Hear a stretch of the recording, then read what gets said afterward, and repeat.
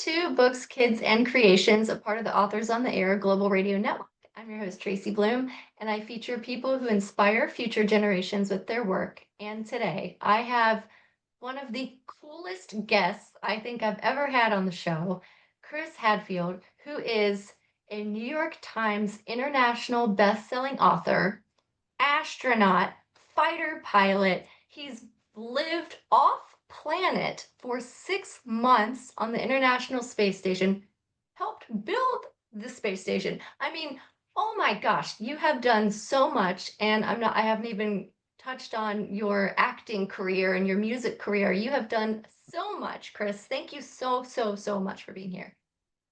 It's my pleasure to be speaking with you, Tracy, and looking forward to connecting with everybody that's watching. So thanks very much for inviting me in.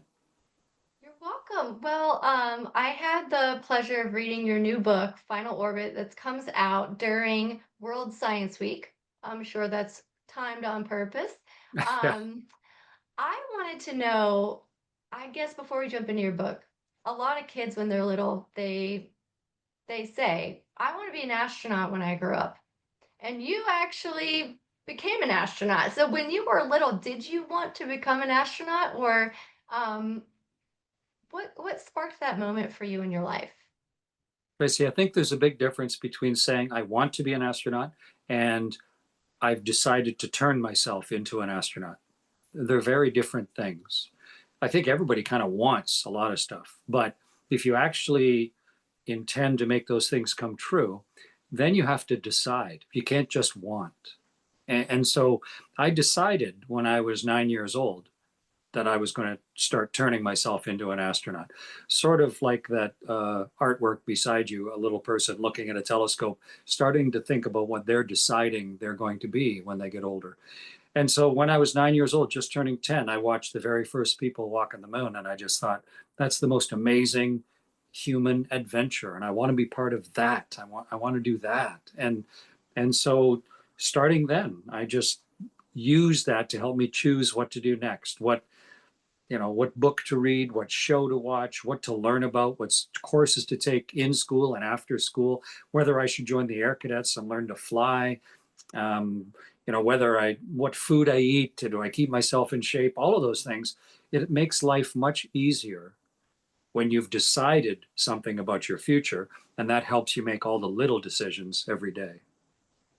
That's such a profound answer, and I think that can be applied to anything in life, from any age. And there was something that I was reading about you, or maybe I saw it. I was watching the National Geographic, the One Strange Rock, and you co-hosted that, and there was something that I think I learned about you on that you took 45,000 photos from space. I mean, just from perspective alone, that's phenomenal. So what are some really profound things that you learned from taking those photos, or just that enhanced your perspective on the world itself? I've been in, as you mentioned in the intro, I've been in space for about 6 months, Tracy. And so if you do the math, that means I've been around the world about 2,650 times. And the first time you go around the world, it's overwhelming. That you can see for 1,000 miles in each direction. So you can't see fast enough because you're going, 5 miles, 8 kilometers a second. You cross Canada or the United States in 9 or 10 minutes. So you can't see fast enough. But after a while, you get good at looking at the world. And then you really start to see planet Earth. And since I was up there for 6 months, if you think about it, that means we went from one side of the sun to the other, halfway around the sun, half a year. And in that time, I watched summer and winter swap ends on the world. I launched in winter, and by the time I landed, everything was green and where I grew up, and was coming into summertime. And when I realized I was watching, was the world was taking a breath. That's how it refreshes itself. It takes a breath every year. So 4 out of 4.5 billion breaths, I got to watch the world take half a breath. And it gave me great insight into the way that our world refreshes itself and evolves and changes and grows and provides the environment that we take for granted. And it gave me great optimism to get a sense of the age of the planet and the fact that there's been life uninterrupted on the planet for 4 billion years. We get all worried about, you know, how we're doing this week or this day or this month. And I think that beautiful perspective of the toughness of our planet and the toughness of life itself, it gave me great comfort and optimism, but it also gave me great resolve to, when I came back to Earth, to try and be a positive, useful citizen of the planet, try and do things that are contributory, try and be proud of the things that I do. Yeah. And you, so you're not, you've done so much. So between, being a fighter pilot and being an astronaut and all of the wonderful things you've accomplished, you are also a phenomenal writer. Thank you. And writing isn't an easy feat. And none of the things that you've done are easy. So how did you come up with this idea for your book? Because a lot of it is inspired by true events. So what was the light bulb moment for this book? Did it come to you while you were in space, or how did you come up with it? Well, my latest book is called Final Orbit. It's my sixth book, and it's the third in a thriller series. And I started by writing nonfiction, things that I knew, things that are just sort of black and white, and my own ideas. And I did a children's book on how not to be afraid, and I did a book of imagery from space. But I thought a real challenge, a really interesting stretching of my own abilities would be to try and write fiction, to still tell the story of spaceflight, to let people know what is it like to do a spacewalk or to fly a rocket ship or to live in weightlessness, um, but make it fiction so that you can have a lot more latitude. You can describe the same events from different people's points of view and really bring the emotion and the immediate human reaction into it. And the type of books I've always loved are thrillers, and I really like historical thriller fiction. Where you learn about history and you learn about how things are the way they are, and so I chose a time of great uh, tumult in human history in the early 1970s with race riots in the United States and huge social strife, the rise of women's rights, the disintegration of the presidency with the corruption of President Nixon and Watergate, the end of the Vietnam War, the height of the Cold War between the U.S. and the Soviet Union, and the race to the moon, and then the end of the Apollo era. All that was going on in the early 70s, and so that gave me a really rich area to build a plot from. And then for each of my three fictions, I just chose one specific sequence of events. And the newest one, Final Orbit, is set in the summer of 1975. That summer, President Ford had two assassination attempts on him. Two women shot at President Ford. And so that's a really interesting thing that actually happened that then gave me latitude to maybe think about including something like that in my book. And the Yeah. Soviets and the Americans were docking in space to try and show that even though they were in the middle of the Cold War, some of them could still find a way to cooperate. And so I took all of those real world events and then built this twisted, intricate plot in amongst it all. It was great fun to do. And I learn a huge amount when I'm writing a book like that. So to me, it's a lot of work. Each book takes me 2 years, but I really enjoy the challenge of it. I learn a lot about history, and I bring it to life for people to, even if they don't mean to, they're going to learn about history and space flight also. So I really enjoy now writing thriller fiction, and I've got a lot of ideas for the fourth book in the series as well. There was so much in the book where I thought he definitely has an engineering and aviation background, because there's things where I thought, well, I don't know if that's true or not, but it sounds true. Like that sounds very accurate, and just how you describe, the feeling and the pressure and just different scenes. I mean, you're just a natural at it, and I couldn't help but when I was reading it think, I wonder how much research he had to do on these people's lives, because there's real people in here, and um and Yeah, lots of them, yeah. the majority of the characters in the book are real people. Yeah, And that makes it more interesting, I think. When you're reading the book, you can't tell, well, what's fact and what's fiction in this book, because all right, of this stuff could have happened. Because it's right, it right. and yeah, and it's fun to include real characters.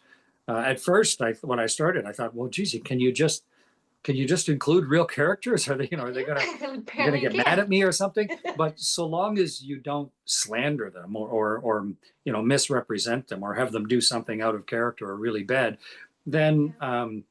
then you're okay. And all of my bad characters are people that I made up, and so it's a lot of fun learning everything about. And you've read Final Orbit, but there's a character in there who led an amazing life and really had some hard times, and yet went on to have huge significance in the history of the world. And that's Mhm. a wonderful character to then build a whole plot around. And I didn't even know that person existed until I did my year's research getting ready to write Final Orbit. Yeah, this is a strange question. Can you do writing in outer space? Like when you were up there for so long, did you do any writing? I know you played music, but can you write up Well, I need to have kind of a clarity of thought when I'm going to write. And that means everything else has to be sort of taken care of. And there? I Mm. didn't write a word while I was on space station. And in fact, you're doing 200 experiments, you're maintaining the ship, you're doing spacewalks. Your day is filled 18 hours a day. And I would sometimes, if I had Wow. enough energy, I would steal an hours of sleep in order to maybe write music or to go look out the window or something like that. But otherwise, no, I was tapped out at the end of every day. And it was only when I got back to Earth and things had settled down that I could make time to really go through the discipline that it takes in order to write a whole book. Yeah, that makes sense. And in this book, I like that. I don't know if this was intentional or not, but you have the chapters are very short and they almost read like a screenplay would, with scene changes Well, and things. Are you dabbling in screenwriting or is that something you'd like to do next? well, my books are optioned for TV and for movies. Okay. People are thinking about making it into a series, which is great. It's Yeah. never been, you know, the purpose of it. But if someone wants to bring it to life that way, like when Andy Weir wrote The Martian, he wrote a very engaging and action filled kind of book. But he was just the writer. It wasn't his intent that someone else was going to spend the tens of millions of dollars that it would take in order to turn something like that into a movie. If you Yeah. turn a book into a television show, it costs in the order of $5 million an episode. Wow. So if it's a 10 episode show, someone has to come up with $50 million just, and so that's not my job. But I try and write compellingly with a story that is, where you just have to keep turning the pages and you want to know what's going to go on next, with lots of action and lots of intrigue and lots of surprises. And because I find that interesting and fun. And I don't want to read a book and be bored. I don't want to read a book and not learn anything. You know, I want to read a book that transports me. And so that's when I started studying how to write and then rereading all of the really good thriller fictions that I knew. I really looked in detail. How do they write these things? I read Stephen King's book called On Writing because it was very I read that helpful in just too. picturing how you should go about the business of writing. And then, of course, writing is one thing, but then having people read your book is an entirely different skill.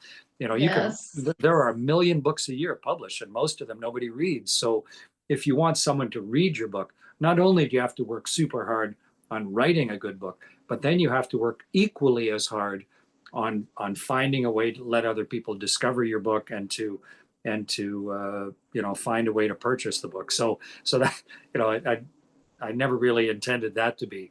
And maybe someday someone will make a TV series out of some of my books or a movie. I hope so. Um, but but if they It don't, really the is. book's fun Your anyway. book, it's such a page turner. You really did such a phenomenal job with it. And I Thank was you. really intrigued. I mean, from the beginning all the way through. Um and I wondered if maybe you had a specific scene or part that's like your favorite part of the book or something that was a lot of fun for you to write? Well, all of it. I, when I set the scene on the Great Wall of China, I've been on the Great Wall of China, so it was really fun to try and build that urgency that because it's the opening chapter of the book to pull you in to have just this sequence of human events that you weren't expecting and suddenly trying to save a life. When I had two spaceships that didn't even know they were both there in the darkness of space, and they crashed into each other while they were both trying to dock with the same space station, and then the crew's reactions, and then the urgency with which they had to deal with the unknown and work together under really tight circumstances to accomplish something complex. That was really fun to write and choreograph how all of that worked. Um, but I've had the same main characters on my book for 3 books now, so they're very real for me. And a lot of times I'll just set the scene up, and then I just let them do what would they do next? What would Yeah, Kaz do next? What would Svetlana do next? And it surprises me. I go, of course, this is what Svetlana would do now. And right. now I got to, geez, how's that going to affect my plot? But I think that's really a delightful benefit of being an author, is to have those characters that you've created now become real to me. And then people stop me in the street and they go, I can't wait to hear what Kaz is doing next. Or I love, Svetlana's attitude on life, where those characters have become real to somebody else. It's really delightful Yeah. for me. I was just thinking back when you said that about an editor was just talking to me the other day about really getting to know your characters and suggested a character profile sheet so that you know how they act in every situation. You go, well, of course she's going to act this way because this is how she was raised, or this is how she, was brought up, or she had this happen when she was younger. So of course she acts like this. So I just started diving into my own character profiles, and it's a lot of fun. The way I do that, Tracy, is the first thing I do is when I'm thinking of a character is I just look at people's faces online, and I find the face that I'd sort of imagined. And I Hmm. go, okay. And then if that's a person that there's multiple pictures of, even better. But if it's even just one picture, I did that for Svetlana, I did it for Kaz. Once I've got that picture of the person, then I start quickly building them a history. Okay, what year would they have been born? Where were they born? Where'd they grow up? But then as you start writing, their character becomes more and more developed and fleshed out. And then I keep going back to their character page and just adding to it. Okay, then they did this. They thought of this. This is where they went to high school. This was their dog's name. This is what they hate. This is the food they don't like. This is one of the things they love. And then the character just becomes more and more defined.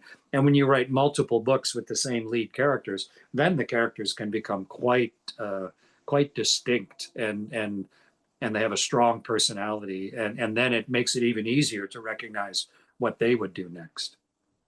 Yeah, that's very helpful. I always like hearing how authors keep, track record of their characters, and because even when you're describing the color of their eyes from one book to the next, you might go, what color are their eyes in book one?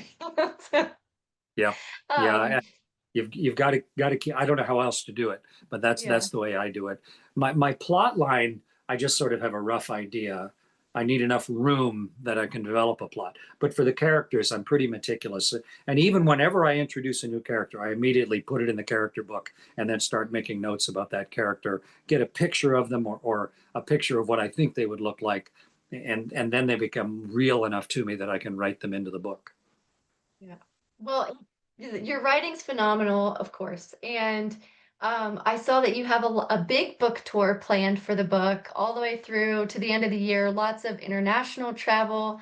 Um, so I will post show links that have links to your book tour, links to where Great, people thank can you. buy the book.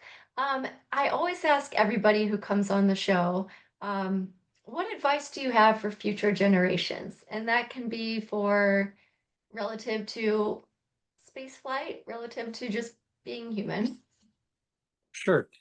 Thanks for asking. It's really easy to get overwhelmed and sort of to wonder, what is this all for, or what am I for, or why am I insignificant, or how can I be significant? How can I have significance at all?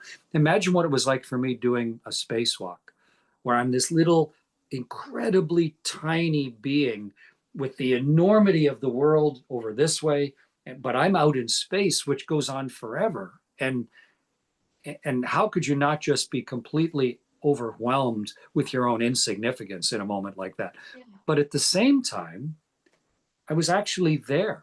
Like, and I didn't accidentally get there. I got there because I dreamed about what I might want to have happen in my life. And then I set about changing who I was and keeping those dreams really real in my head so that they could help me choose what to do next every single day. Like, what am I going to do this hour? What am I going to do tonight? What book should I read tonight? What TV show should I watch? What, all of that. Because that's what got me to be outside on that very first spacewalk and to see the incredible beauty of the world and the eternity of the universe itself, to actually go through the southern lights of the world and have them pouring around my body.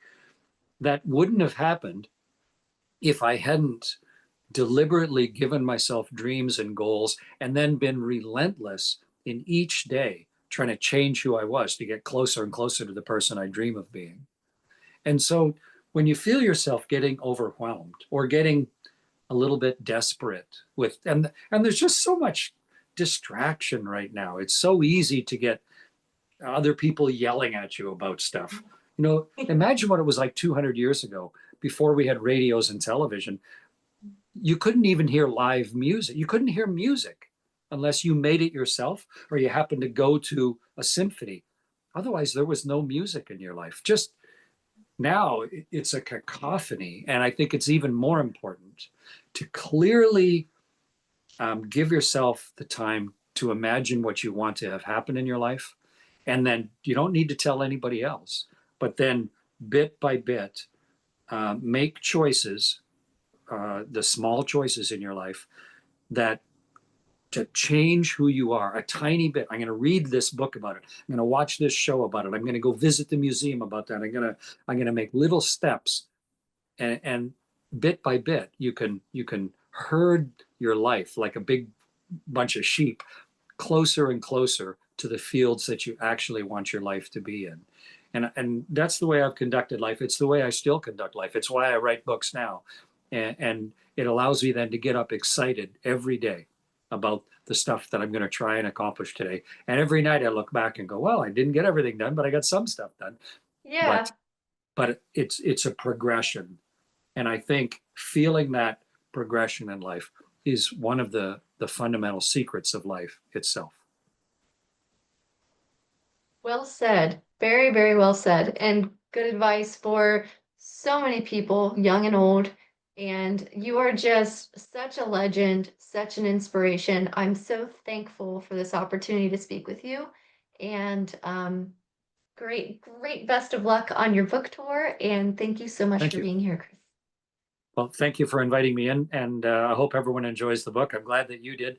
It's getting terrific early reviews. I'm delighted, and I'm very much looking forward to. I'm doing national and global speaking tours and book tours. So, great luck with your next book as well, Tracy. And Thank I you. can't wait on my own to get into writing the next book and finding out what Kaz and Svetlana do next. Yes. I wanted to say, Houston, we have a podcast. And so now, Houston, we have a podcast. I like it. Houston, we surely Thank do. you.